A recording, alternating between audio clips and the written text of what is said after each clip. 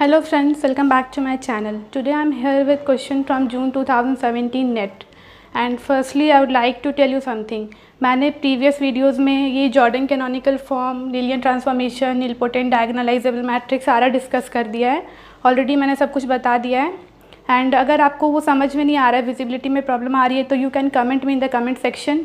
I will repeat that video for you specially. Okay, आप अगर नहीं पढ़ पा रहे हो तो मैं रिपीट करूँगी पहले, लेकिन मैं ये क्वेश्चन डिस्कस कर देती हूँ. नेक्स्ट वीडियो में जब भी आप अगर बोले तो मैं वो वीडियो दोबारा बनाऊँगी. ये आप देखिए, क्वेश्चन पढ़िए. Let V with the vector space over C of all polynomials in a variable X of degree at most 3. तो ये मैंने पहले बताया है. मैं थोड़ा सा रिकॉल करती हूँ कि लीनियर ट्रांसफॉर्मेशन के लिए हमें चाहिए वो जो ट्रांसफॉर्मेशन हो v से v में, ये वेक्टर स्पेसेस हैं, वो ट्रांसफॉर्मेशन हमें चाहिए. और क्या चाहिए? बेसिस चाहिए इसके रेस्पेक्ट में और इसके रेस्पेक्ट में, दोनों के लिए बेसिस चाहिए, दी हुई होगी. और ट्रांसफॉर्मेशन चाहिए. उसके बाद हम लोग उसका मैट्रिक्स रिप्रेजेंटेशन निकाल सकते हैं. ये मैंने थ्योरी बताई है. इससे 2-3 क्वेश्चंस भी ऑलरेडी मैंने डिस्कस कर दिए हैं. ये क्वेश्चन मैं दोबारा बता रही हूँ.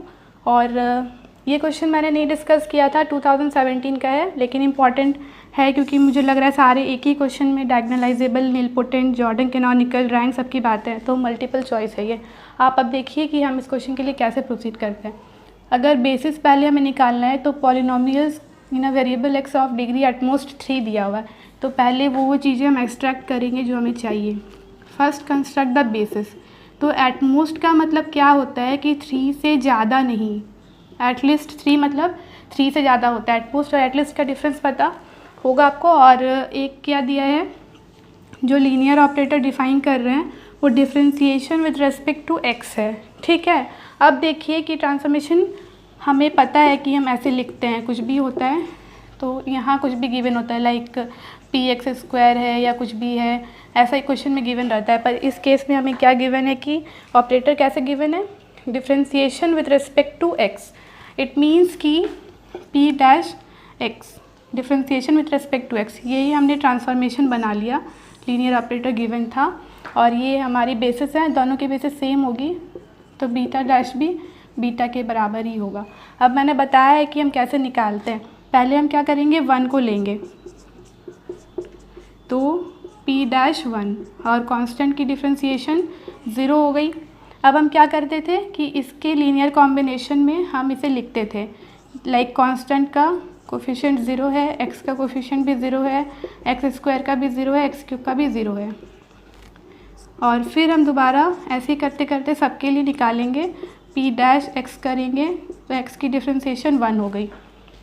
ठीक है. और 1 क्यों लिखेंगे अगर इसके लीनियर कॉम्बिनेशन में, तो हमें कांस्टेंट टर्म के लिए 1 मिला और बाकी सबके कोफिशिएंट्स 0 मिल गए. ठीक है. Similarly for x² and x³ आप निकालिए. x² अगर है तो 2x हो जाएगा. मैं इतना लिख नहीं रही हूँ, उसके लिए x का कोफिशिएंट 2 है, बाकी सबके 0 हैं. x³ के लिए अगर हम करेंगे तो we will get 3x². Okay. अब हमें मैट्रिक्स लिखनी है, तो ये मैं बहुत बार डिस्कस की हूँ, इसीलिए मैं ऐसे लिख रही हूँ. देखिए 0, पहले वाला का सारा कोफिशिएंट 0 0 है, फिर दूसरे वाले के लिए कोफिशिएंट कांस्टेंट टर्म का, ये भी मैंने बताया था कि आप ऊपर ऐसे लिख सकते हैं, तो इससे कंफ्यूजन नहीं होगा किसकी कोफिशिएंट आप लिख रहे हैं. तो अब देखिए ये 1 है, बाकी सबकी 0 है. उसके बाद इसकी 2x थी, मतलब x की कोफिशिएंट 2 है और x² के लिए. ठीक है. बाकी में क्या हो रहा है, इसके लिए हमें 3 मिल रहा है x² का, बाकी सबके लिए 0. मैंने क्या बोला था, इस मैट्रिक्स को फाइंड करने के बाद हम इसका ट्रांसपोज करते हैं. Transpose of this matrix gives you the matrix representation.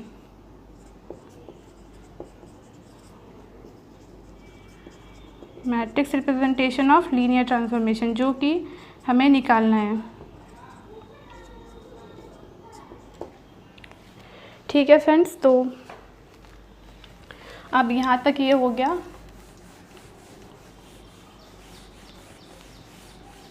फिर हम मैट्रिक्स फाइंड कर लेंगे, तो उसके बाद हमें सारा ऑप्शन चेक करना है. मेन पहले हमें मैट्रिक्स कंस्ट्रक्ट करना आना चाहिए. अब इसका जो ट्रांसपोज है, देखिए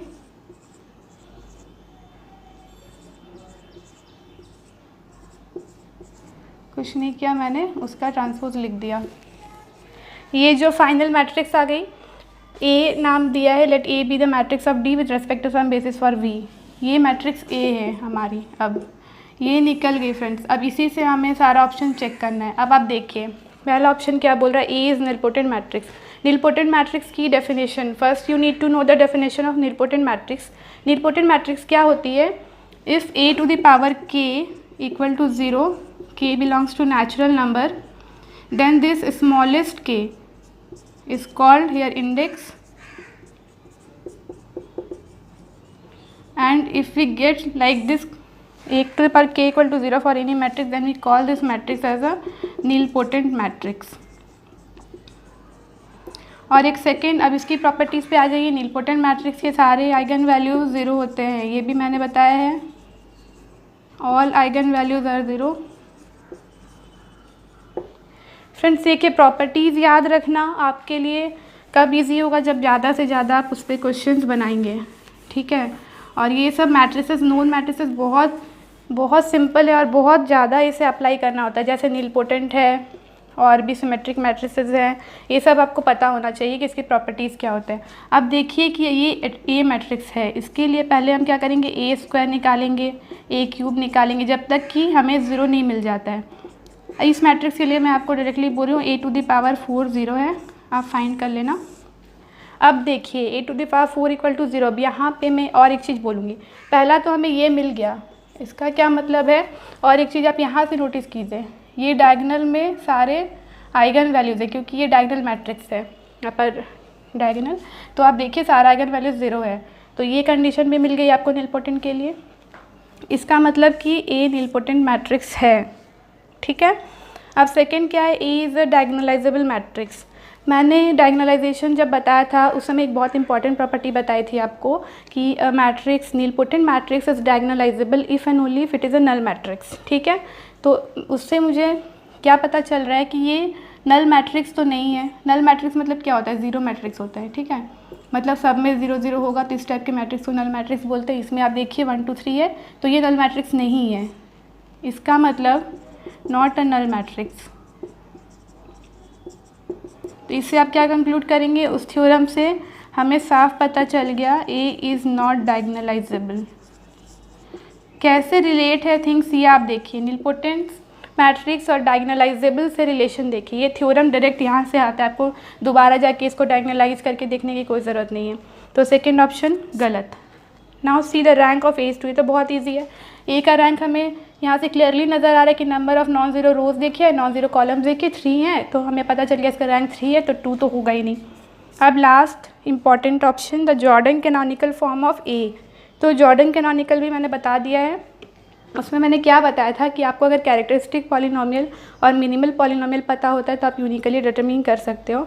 अब इस केस के लिए देखिए, इसके सारी आइगन वैल्यू 0 है, ये 4x4 की मैट्रिक्स है, तो इसके लिए कैरेक्टरिस्टिक पॉलिनोमियल आप आराम से बोल सकते हैं कि x टू दी पावर 4 होगा।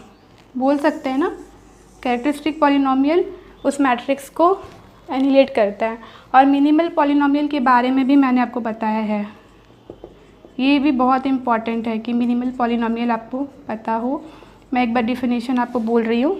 Minimal polynomial is the smallest degree monic polynomial which annihilates the matrix.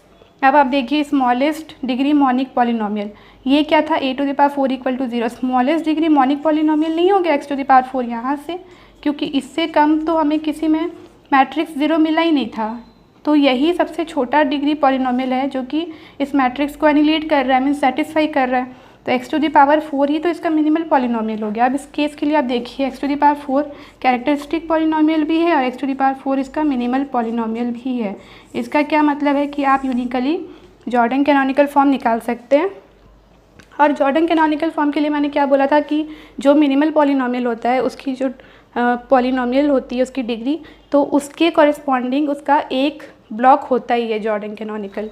तो इससे मैं क्या, ब्लॉक का मतलब वो सब मैंने आपको डिस्कस किया है कि जॉर्डन कैनोनिकल क्या है, उसमें हम लोग ब्लॉक कैसे लिखते हैं। तो देखिए यहाँ मतलब एक ब्लॉक ऑर्डर 4 का होगा और ऑर्डर 4 ही पॉसिबल है क्योंकि 4x4 की मैट्रिक्स थी। जॉर्डन कैनोनिकल लिखने का तरीका मैंने आपको बताया था। जैसे आइगन वैल्यू 0 है तो उसके लिए हम लोग लिख रहे हैं, तो इसके बाद वाला एलिमेंट्स क्या होता है, 1 1 होता है मैट्रिक्स का, ठीक है। ये जॉर्डन कैनोनिकल फॉर्म है। अब देखिए, सी दिस ऑप्शन, ये एक ब्लॉक है ऑर्डर 4 का, ऑर्डर 4 का ये हमारा जॉर्डन कैनोनिकल फॉर्म हो गया।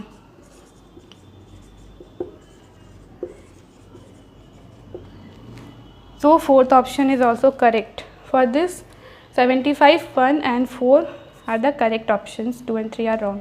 सी, मैंने जो जॉर्डन कैनोनिकल बताया था ब्लॉक्स के बारे में मैंने डिस्कस किया। अगर आपको नहीं समझ में आता है तो you can comment me in the comment section, I will repeat that video, I am again saying it, and please do not all the things, and आप एक बार अपने से बनाने की कोशिश ज़रूर करें। And thanks for watching my video. If you really like it, please do subscribe to my channel. And specially अगर आपको कोई क्वेश्चन में डाउट है, डिफ़िकल्ट टू सॉल्व अगर आपको लग रहा है, तो प्लीज़ आप मुझे भेज सकते हैं। I will try to help you in any possible way. And this question is from December 2017। और भी क्वेश्चंस हैं, आप पहले खुद से बनाएं, नहीं बनेगा तो आप मुझे बोले, मैं कुछ दूसरा टॉपिक भी स्टार्ट कर सकती हूँ नेक्स्ट वीडियो में। Okay, thanks for watching, bye friends, thank you.